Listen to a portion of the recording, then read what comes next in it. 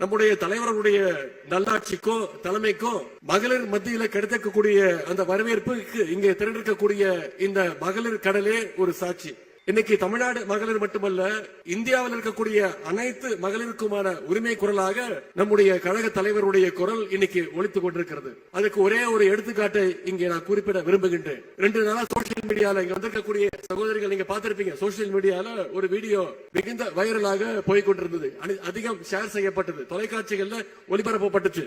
ஜம்மு காஷ்மீர் மக்கள் ஜனநாயக கட்சியினுடைய தலைவர் முன்னாள் முதலமைச்சர் சகோதரி மெஹபூபா முஃப்தி அவர்களுடைய பேட்டி ஒளிபரப்பாச்சு.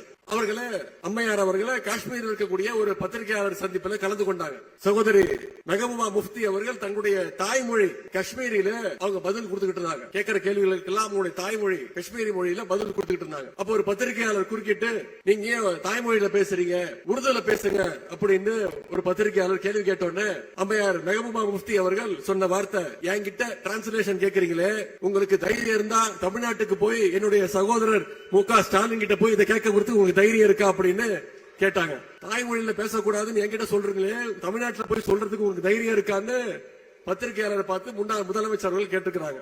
மொழி உரிமை, மாநில உரிமை, பெண் உரிமைன்னு வந்துருச்சுன்னா காஷ்மீர்ல இருக்கவங்க கூட தமிழ்நாட்டில் இருக்கக்கூடிய நம்முடைய முதலமைச்சருடைய பேர் தான் முதல்ல ஞாபகத்துக்கு வரும்.